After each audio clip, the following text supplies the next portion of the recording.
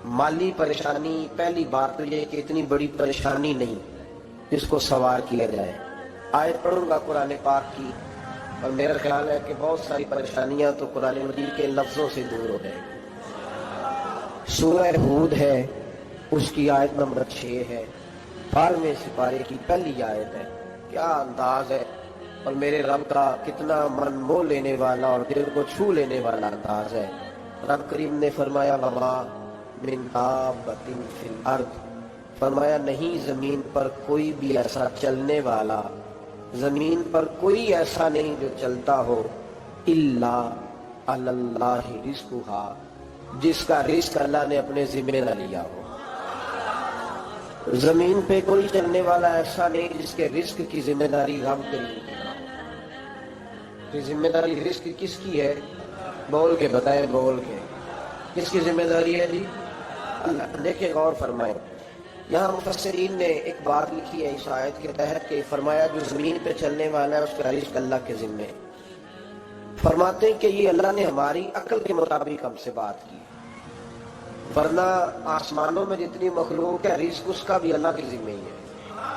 यहाँ जो फिल अर्द के लफ्ज है जमीन पे, वो हमें समझाने के लिए कि तुमने तो सिर्फ ये दुनिया देखी है ना, तो जिसको तुमने देखा है वो सब खाते अल्लाह का दिया हुआ है।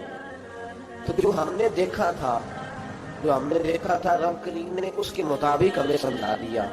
पर मैं कुछ तो तुमने देखे नहीं, चलो उनकी तुमसे बात नहीं करते, पर जो तुमने देखे हैं उन सब का रिस्क किसके जिम्मे है? अल्लाह के।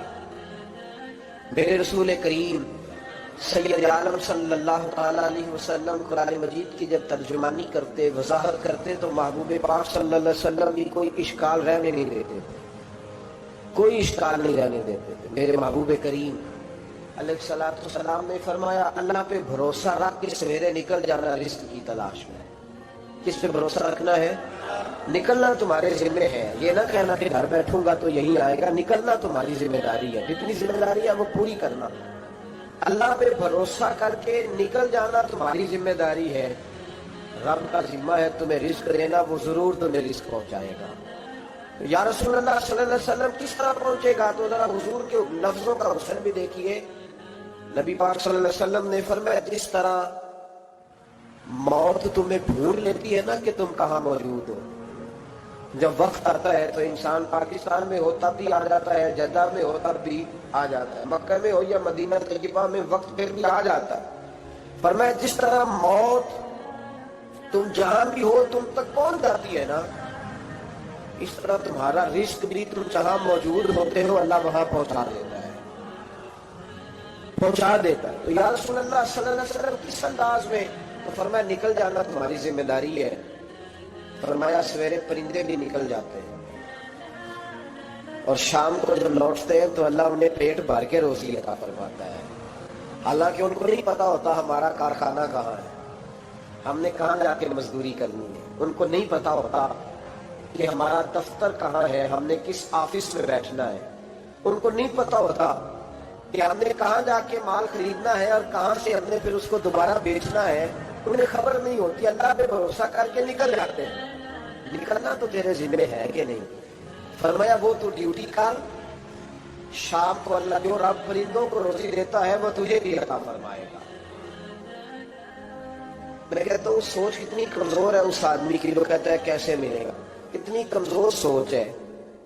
जो रब बैल को रोजी देता है, बकरी को रोजी देता है, इस जमीन इस धरती पे अगर बसने वाला ऊंट भूखा नहीं सोता, चले ये तो पालतू जानवर होते हैं, इस धरती पर बसने वाली अगर बिल्ली और कुत्ता रोटी खा के सोते हैं तो दूर को अशरफुल मखलूकात है।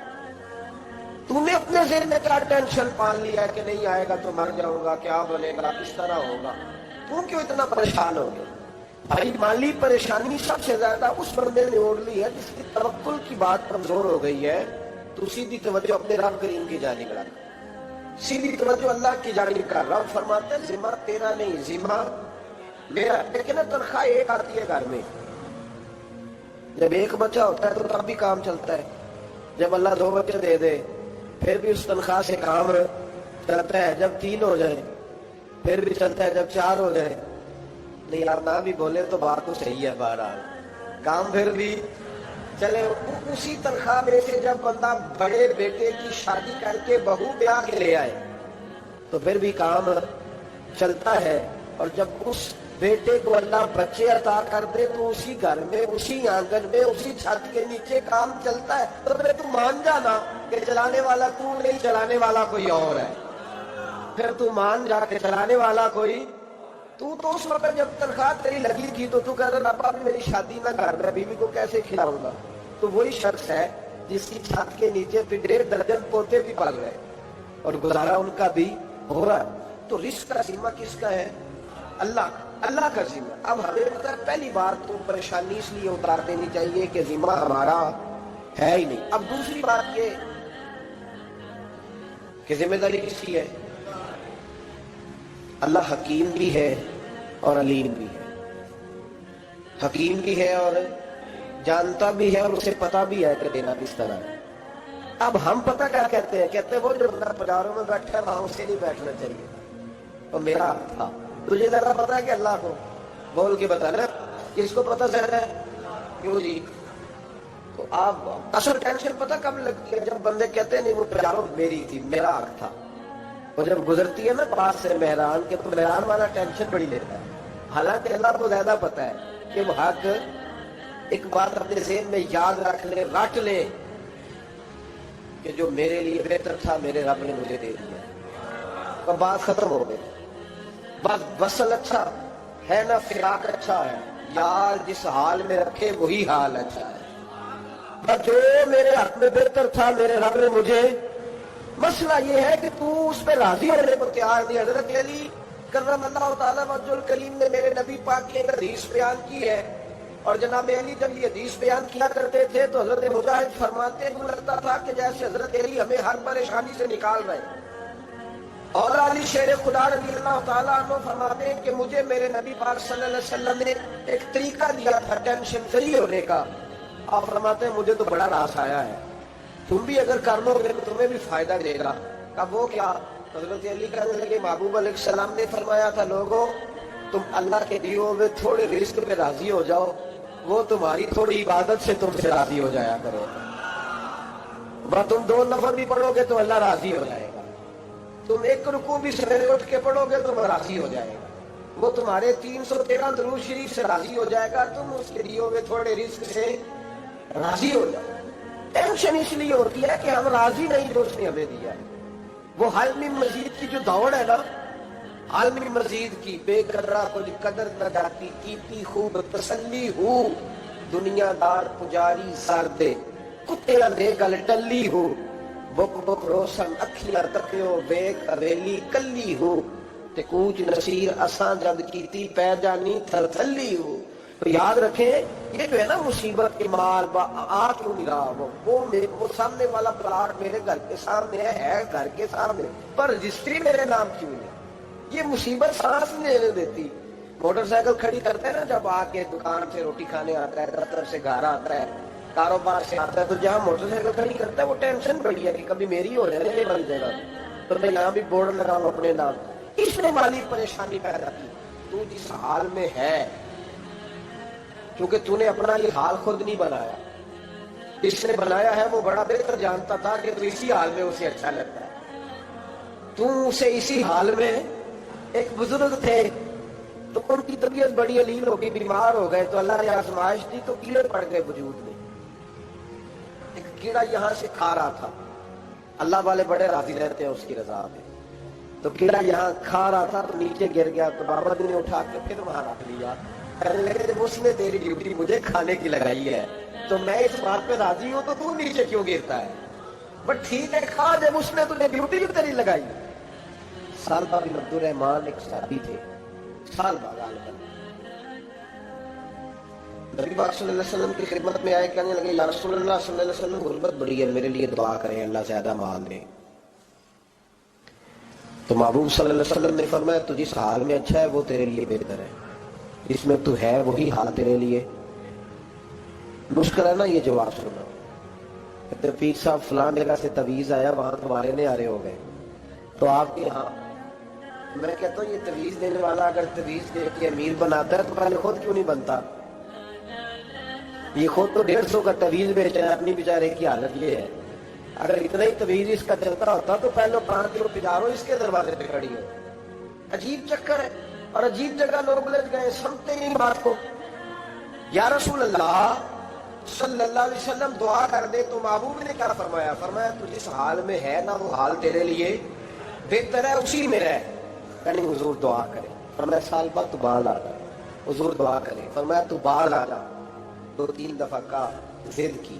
محبوب نے فرمایا جا پھر اللہ تجھے زیادہ پیسے دے گا. چند بکریاں خریدی، اتنی برکت ہوئی کہ بکریوں کے ریوڑ بن گئے. پھر کچھ بکریاں بیچ کے گائے خرید لی، ان کے بھی ریوڑ ہو گئے. پھر کچھ اونٹنیاں لے لی، ریوڑ ہی ریوڑ. پہلے 5 وقت مسجد میں آتے تھے، اب فجر اور عشاء رہ گئی. پھر مال زیادہ ہوا تو مدینے شہر میں کوئی جگہ ہی نہیں، مدینے سے باہر حویلی خریدی. پھر جمعہ ہی رہ گیا. جمعے کے جمعے آتے زکوٰۃ کا حکم آیا. میرے نبی کریم علیہ السلام نے حضرت ابو ہریرہ کو بھیجا. فرمایا جا اسے کیا تیری زکوٰۃ بنتی ہے 2.5%. 10 کروڑ روپیہ ہو تو کتنی زکوٰۃ بنتی؟ 1 کروڑ کی 2.5 لاکھ ہوئی نا، 10 کروڑ کی کتنی ہوئی؟ بڑی مصیبت ہے جب بینک سے میسج آتا ہے نا کہ 25 لاکھ نکل گیا تیرے اکاؤنٹ سے. بہت بڑی مصیبت، بڑی ٹینشن ہوتی. ایک صاحب میرے پاس آئے، ان کی زمین اچانک مہنگی ہو گئی. اچانک پہلے 15-16 لاکھ کی ایکڑ زمین تھی، پھر وہ کروڑ کی ہو گئی. تو میرے پاس آئے، کہنے لگے وہ 10 کروڑ روپے بنتے ہیں تو زکوٰۃ. تو میں نے کہا آپ نے کیا کیا؟ ساری زمین پہ عشر آتا ہے، اس پہ زکوٰۃ نہیں آتی، تو آپ نے کیا کیا؟ کہنے لگے وہ کچھ سوسائٹی کے رول کے مطابق میں نے فائلیں وغیرہ لے لی ہیں. اب میں نا کبھی موقع آئے گا تو ان کو بیچوں گا. تو میں نے کہا تو آپ کا یہ مال ہو گیا بزنس کا، تو اب تو اس پہ زکوٰۃ آئے گی. 10 کروڑ پہ جب 25 لاکھ سنا تو کہنے لگے فوراً دینی پڑتی ہے کہ تھوڑی تھوڑی سے بھی کام چل جاتا ہے. تو میں ان کا چہرہ دیکھنے لگا. میں نے کہا نہیں وہ تو آپ کو پتہ ہے. ویسے حضرت عمر فرمایا کرتے تھے بانٹ کے نہ دو، کوشش کرو کسی ایک کوئی دو، چلو کسی کا کچھ بن جائے تو ایک کوئی دینی چاہیے. کہنے لگے تو مطلب یہ ایسا ہی حکم ہے؟ میں نے کہا آپ کسی اور سے تحقیق کر لیں. اب یہ بڑی لیتے وقت نہیں تمہیں ٹینشن ہوئی کہ 15 لاکھ کا کروڑ ہو گیا تو اس وقت بھی تو نے کہا کہ یا اللہ. تو یہ کیسی سوچ ہے مسلمان؟ کس طرح کا؟ اس طرح ہمارے یہاں جب کسی آدمی پہ حالات خراب ہوتے ہیں نا تو سب سے پہلے وہ اس طرح کرتا ہے کہ جو میں کہیں اللہ کے راستے پہ دیتا ہوں پہلے اسے بند کرو. اس راستے تجھے آ رہا تھا پہلے وہ راستہ بلاک کیا. حضرت اسماء بنت ابی بکر صدیق کہتی ہے میں حضور کو مسجد کے لیے، ادارے کے لیے، صحابہ صفہ کے لیے کچھ دے رہی تھی تو میں نے گننا شروع کیا تو حضور مسکرانے لگے. حضور مسکراتے کیوں ہیں؟ تو فرمانے لگی، محبوب فرمانے لگے اسماء اللہ کے راستے میں گن گن کے نہ دیا کر، ورنہ وہ بھی تجھے گن گن کے دے گا. تو اس کے راستے میں بے حساب دے، وہ بھی تجھے بے حساب ہی عطا فرمائے. لیکن پہلے یہ والا پہلے دروازہ بند کرو، یہاں سے پیسے ختم ہو رہے ہیں. تو اس طرح کرنا بھائی. اس طرح سور ذرا گرمیوں والے نہ خرید، لیکن جو تو اللہ کے راستے میں دے رہا ہے اسے دیتا رہے. لیکن ہم اپنا نقصان کرتے، زیادتی کرتے اپنے ساتھ. میں نے آپ کو پہلے بھی بتایا تھا پیار کی بولی ہے. پھر بولتا ہوں ایک بڑے بڑے پیار والے دوست ہیں. ایک دفعہ مجھے کہنے لگے کہ آپ کئی دفعہ اعلان کرتے ہیں تو مجھے اچھا نہیں لگتا، اور آپ ادارہ بھی بہت زیادہ بننے والا ہے، بڑی چیزیں میں دیکھتا ہوں جو ہو تو بڑا نظام اچھا ہو جائے. آپ دعا کریں اللہ مجھے پیسے دے تو میں بڑے سارے خرچ کروں گا اس کے راستے. تو میں نے کہا یا اللہ اسے 10 کروڑ دے، یہ 9.5 کروڑ تیرے راستے میں دے دے گا. تو چپ کر گیا. جس طرح آپ نہیں کر گئے سارے، تو چپ کر گیا وہ بھی. اس نے کہا جی نہیں جی انشاءاللہ کریں گے. تو میں کیا بھلیا آج دعا بھی دیا، ابھی تو وہ آئے گے تو تب دیکھی جائے گی. تو یہی اڑ گیا. یعنی 9.5 کروڑ اللہ کے راستے میں خرچ کرنے کی دعا پہ بھی آمین کوئی نہیں کہتا کہ تو آمین نہیں کہہ دے. تو میں نے کہا تینوں تے 50 لاکھ بچتا سی پیا، لیکن تو اس سودے پہ تیار ہے. جب یہ سوچ ہوتی ہے، یہ غلط سوچ ہے. یہ بات تو اگر تو مسکرانے والی، لیکن یہ سوچ صحیح نہیں. حضرت عثمان رضی اللہ تعالیٰ عنہ کہتے ہیں جس وقت نبی پاک صلی اللہ علیہ وسلم نے اعلان کیا نا جنگ کے موقع پر کہ 800 سپاہیوں کا خرچہ چاہیے، کہتے ہیں میرے پاس 600 کا تھا. یہاں کے روایت میں حضور نے 1000 کا اعلان کیا تو میرے پاس 800 کا تھا. جب 2-3 دفعہ نبی پاک نے اعلان کیا تو کہتے ہیں میں نے کھڑے ہو کے کہا یا رسول اللہ پورا 800 میری طرف سے. کہتے میں نے 200 سپاہی کا خرچہ ادھار اٹھایا لیکن پورے 2 مہینے نہیں گزرے تھے، رب کریم نے مجھے کئی گنا کر کے پیسے واپس عطا فرمائے۔ پر بات تو یہ ہے کہ تیری وہاں لو لگی ہو، تو تجارت کرتا ہے ان لوگوں کے ساتھ جو کیا دے سکتے۔ تو سالبہ کے پاس حضور نے پیغام بھیجا، پہلے تو کہا تیرے لیے بہتر نہیں مال، جب اشراق کیا تو بڑی برکت ہو گئی، بڑا آیا تو فرمایا زکوٰۃ دے، 2.5 سے زکوٰۃ ہے۔ جب سوچا کہ 5 اونٹوں پہ ایک بکری جائے گی اور بڑا سارا مجھے دینا پڑے گا، اب جب غور کیا تو یہ تو نہ کہا کہ میں نہیں دیتا۔ حضرت ابو ہریرہ سے کہنے لگے نبی کریم علیہ السلام کی خدمت میں عرض کرنا کہ میں خود آؤں گا۔ حضرت ابو ہریرہ نے آ کے عرض کی یا رسول اللہ صلی اللہ تعالی علیہ وسلم، حضور وہ کہتے تھے میں خود آؤں گا، تو کہتے محبوب نے ٹھنڈی سانس لی، فرمایا اسے کہا تھا کہ تیرے لیے مال بہتر نہیں، اب ہلاک ہو گیا ہے، ہائے افسوس ہلاک ہو گیا۔ ان کو بھی تھوڑی دیر کے بعد احساس ہوا یہ میں نے کیا کیا، نبی پاک کوئی کہہ دیا نہیں ہے، حضور کو کہہ دیا بعد میں آؤں گا۔ اب دوڑے آئے، عرض کی حضور میں سارا کچھ لے کے آئے ہوں، قبول کر لیں۔ محبوب نے فرمایا گویا بلال حبشی کی خشک کھجور بھی قبول ہے، اور صہیب رومی ایک اٹی بان کی لائے تو وہ بھی قبول ہے، اور عمار بن یاسر اور مصعب بن عمیر اگر 2 دینار دے جائیں اور کوئی پرانا جوڑا کسی سپاہی کے لیے چھوڑ جائے تو وہ بھی قبول ہے، لیکن تو اپنا لاکھ لے کے چلا جا، تیرا کوئی نہیں قبول، معاف کر دے۔ فرمایا جا معاف کیا، پر پیسے لے کے نہ آنا۔ اگلے سال پھر آئے، بندے ہوئے ہاتھ ہیں، محبوبہ میں دولت کا کیا کروں گا، آگ لگانی ہے، قبول کر لے۔ فرمایا تو لے جا، تیرا نہیں قبول، گرا جو ان کی نگاہ سے وہ سنبھل نہیں سکتا۔ حضور نے مثال ظاہری کیا تو جناب صدیق اکبر کے پاس آئے، لاکھوں کا مال، ابو بکر قبول کر لو، تو جناب صدیق اکبر کہنے لگے اس کا کر لو جس کا نبی نے نہیں کیا، چل جا کوئی نہیں چاہیے۔ حضرت عمر کے زمانے میں قحط پڑ گیا، بارشیں نہیں ہوتی، غلہ نہیں ملتا، حالات خراب ہے، مالی طور پہ بحران آ گیا، غربتیں، مجبوریاں، تکلیفیں، آ کے روئے، عمر میرا قبول کر لو، مجھے معافی تو مل گئی تھی نا۔ فرمایا معافی اپنی جگہ پہ، پر جس کا مصطفیٰ نہیں قبول نہیں کیا۔ بہت سارے لوگوں کو پتہ ہی نہیں کہ ان کا قبول ہی نہیں ہوا، قبول جو ہوئے انہیں خبر ہی نہیں کہ اصل بات کیا ہے۔ فرمایا جس کا مصطفیٰ کریم نے قبول نہیں کیا، اب ہیرے اور جواہرات بھی لے کے آئے تو بھوکے مریں گے، پر اس کا قبول، اس بات پہ راضی رہو، اس حال میں اللہ نے رکھا ہوا، اس حال میں راضی رہو۔ جو مصیبت ہے نا دیکھنی کہ وہ بھی میرے پاس، تمہیں کیا پتا، کبھی پوچھ تو صحیح اس سے وہ کس مصیبت کا شکار ہے، جو مالی طور پہ بڑا امیر ہے، تو اس کی طرف دیکھ کے اپنا دل برا کرتا ہے، اور جس حال میں رب نے رکھا ہے اس حال میں رہ۔ حضرت عثمان غنی کے زمانے میں تو وہ وصال کر گئے، لیکن بھائی تو جس حال میں تیرا رب تجھے رکھتا ہے اس حال میں رہ، تیری مالی پریشانیاں ختم ہو جائیں۔ میں نے پہلے بھی شاید آپ کو دفعہ کہا تھا، میں تعلیم سے فارغ ہوا تو میرے ایک استاد اور میرے کچھ دوست کہنے لگے افریقہ آ جائیں آپ، بھائی بہت بڑا ادارہ ہے، اس کو چلائیں، اس کو سنبھالیں۔ میری والدہ سے میں نے کہا نیت ہوتی ہے نا انسان کی، میرا بھی دل لگ گیا۔ میری اماں پڑھی نہیں تھی لیکن اللہ نے دانائی بڑی عطا فرمائی، حکمت بڑی تھی، سیانی بڑی تھی۔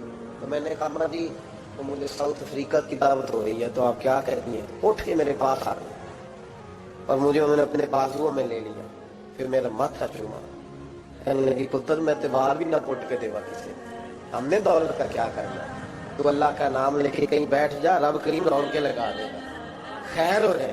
تو میرے بھائی یاد رکھیں ان چیزوں سے تھوڑا سا قناعت کریں، جو اللہ نے دیا اس پہ راضی ہو جائے، اللہ بڑا مہربان ہے، وہ آسانیاں کر دیا جائے۔ تو یاد رکھیں میرے رسول کریم علیہ السلام نے ایک تو ہمیں درس یہ دیا ہے کہ تو سمجھ جا، قرآن نے ہمیں بتایا ہے کہ روزی تیری ذمہ داری نہیں، روزی کس کی ذمہ داری ہے؟ اللہ کی۔ اور دوسری بات یہ کہ جو اللہ نے تمہیں دیا ہے اس میں تو راضی ہو جا، تیری مالی پریشانیاں ختم ہو جائیں۔ اور پھر حضور صلی اللہ علیہ وسلم نے فرمایا مذہبی طور پر جب دیکھو تو آگے دیکھو، اور دنیاوی طور پر جب دیکھو تو پیچھے دیکھو، پریشانی ختم ہوگی۔ مذہبی طور پر جب دیکھو، جو 5 نمازیں پڑھتا ہے وہ تہجد پڑھنے والے کو دیکھے، اور جو تہجد پڑھتا ہے وہ اشراق چاشت پڑھنے والے کو دیکھے، اور جو بندہ اشراق اور چاشت پڑھتا ہے پھر اس کو دیکھے جو سارا دن مصطفیٰ پہ درود پڑھتا ہے۔ اوپر اوپر دیکھے کہ میں نے اور نیک ہونا ہے اور نیک. اور جب مالی معاملہ ہے تو پھر نیچے دیکھ. اگر تو بیٹھا نا پجاروں پہ تو پھر کرکی والے پہ نظر کر اس کا کیا حال ہے. اگر تو وہاں بیٹھا ہے تو دیکھ مہران والا بھی تو گاڑی چلا ہی رہا ہے. اور اگر تو وہاں ہے تو موٹر سائیکل والا دیکھ. اور تو وہاں ہے تو پھر سائیکل والے پہ نظر. اور اگر تو سائیکل والا ہے تو پیدل والے کو دیکھ. اگر تو کرائے کے مکان میں رہتا تو پھر جھونپڑی والے کو دیکھ. اور اگر تو جھونپڑی میں رہتا ہے تو پھر بھی پریشان نہ ہونا. کچھ ایسے بھی ہیں جنہیں جھونپڑی بھی نصیب نہیں, جو سڑک پہ لیٹے ہوئے. اور اگر تو تندرست ہے نا تو کبھی جا کے اسپتال میں دیکھ حال کیا ہے, لوگ کس حال میں. تو ہم شکر نہیں ادا کرتے. اس کا نقصان کیا ہوتا ہے, نعمتیں چلی جاتی ہیں. اللہ فرماتے ہیں لئن شکرتم لازیدنکم, تو شکر ادا کر میں نعمتوں میں اضافہ کر دوں. تو بھائی مالی پریشانی کا تیسرا سبب یہ ہے کہ ہم دیکھتے ہیں مالی طور پر اوپر, تو پھر ہمیں طبیعت بگڑتی ہے. اور پھر مالی پریشانیوں کی کچھ اور اسباب بھی ہیں. امام شافعی فرماتے ہیں جن گھروں میں لوگ فجر کی نماز کے وقت سوئے ہوتے ہیں ان گھروں میں رزق نہیں آتا. آپ فرماتے ہیں فجر کا وقت اللہ کے دینے کا وقت ہے, اس وقت اللہ بانٹتا ہے. حضور صلی اللہ علیہ وسلم کا فرمان ہے نا حدیث میں کہ تہجد کے وقت اللہ پہلے آسمان پہ نزول جلال فرماتا ہے جو اس کی شان کے لائق ہے تہجد کے وقت. اور وہ کہتا ہے مانگو میں تمہیں عطا کروں. یہ لینے کی باری آئے تو بندہ سمیٹ سماٹ کے اندر گھس جائے. ہمارے ہاں یہ ہوتا ہے کہ شاہ کے بعد بچے بیٹھتے ہیں موبائل لے کے, تہجد کا وقت آتا ہے تو ان کی آنکھیں بند ہونی شروع ہوتی. تو لینے کے وقت تو سویا تھا, ذرا مسئلہ کیسے حل ہوگا بھائی.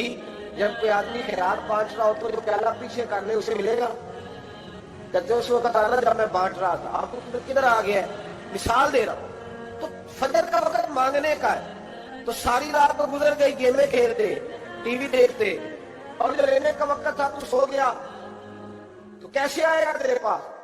تو اٹھے سویرے بندوں سے مانگ کے دیکھ لیا, بڑی عزتیں خراب ہوئی. فجر کا وقت اٹھ کے جھولی پھیلائے. میرے رسول پاک علیہ السلام فرماتے, رب فرماتے جب بندے میرے آگے جھولی پھیلاتے